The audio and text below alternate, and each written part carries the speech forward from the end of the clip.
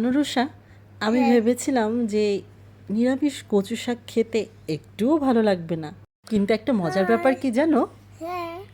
আমি এই কচু শাক দিয়ে অনেকগুলো ভাত খেয়েছি আর এটা এত বেশি মজা হয়েছে যে তুমি না খেলে বুঝবে। যখন তোমার শরীরটা একটু ভালো হবে তখন তোমাকে এই কচু শাক রান্না করে দিব। না। আরে শোনো না কিভাবে রান্না করি।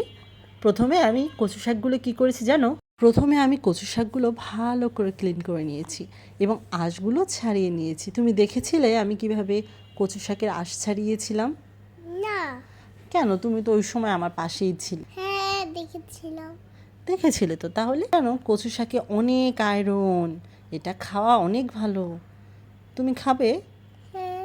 ঠিক আছে, তোমাকে আমি একদিন সুন্দর ঝাল ছাড়া রান্না করে দিব। এই যে দেখো, আমি কচু শাকগুলো সেদ্ধ বসিয়ে দিলাম। তরকারি দিয়ে না। তরকারি দিয়ে না? না। তাহলে কি দিয়ে? চিংড়ি মাছ দিয়ে? হ্যাঁ। আচ্ছা, এই দেখো কচু শাকগুলো সেদ্ধ হয়ে গেছে। তারপর আমি এগুলিকে জল ঝরিয়ে নেব। তারপর হ্যাঁ বলো, তারপর আমি কি দিই? লাল লাল গুলা কি? আমি সরিষার তেলে একটু শুকনো মরিচ আর হলো তেজপাতা আর হলো জিরে ফোড়ন দিয়ে নিলাম। আমি তো আজকে নিরামিষ রান্না করবো, তাই অন্য দিন হলে আমি পেঁয়াজ দিতাম জানো। তো আমি সবগুলো ফোড়ন দেওয়ার পর এখন যখন একটু ভাজা ভাজা হয়ে যাবে এর ভিতরে আমি দিয়ে দেব কচু শাক। আমি বুঝেছিলাম কি জানো রুষা, এই কচু শাকের তেল বেশি হয়ে গেছে। তো প্রথমে তো আমি চিন্তায় পড়ে গিয়েছিলাম, যদি তেল বেশি হয়ে যায় তাহলে কেমন হবে। ওমা, তেল বেশি হয়ে গেছে সত্যি সত্যি? না না, যখন রান্না শেষ হয়ে গেছে তুমি দেখোই না পুরো রান্নাটা। তো আমি তেলের ভিতরে এগুলো দিয়ে একটু নাড়াচাড়া করে তারপর দিয়ে দিলাম হলুদের গুঁড়ো। মা, হলুদ ইংরেজি কি বলতে পারো? হ্যাঁ। কি বলো তো? জিরা। হলুদ ইংরেজি জিরা। হ্যাঁ।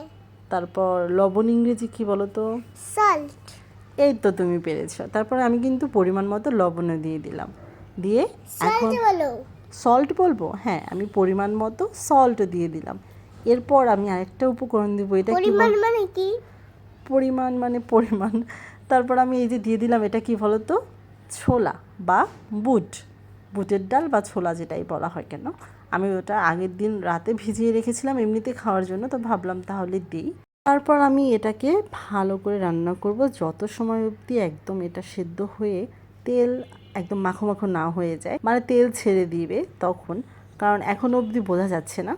তারপর আমি একটু চিনি অ্যাড করলাম। চিনি ইংরেজি কি বলতে পারো? সুগার। ইয়া। তারপর আমি টক ভাবের জন্য দিলাম একটু কাঁচা আম। এবার আমাকে বলো তো কাঁচা আম ইংরেজি কি? Green mango.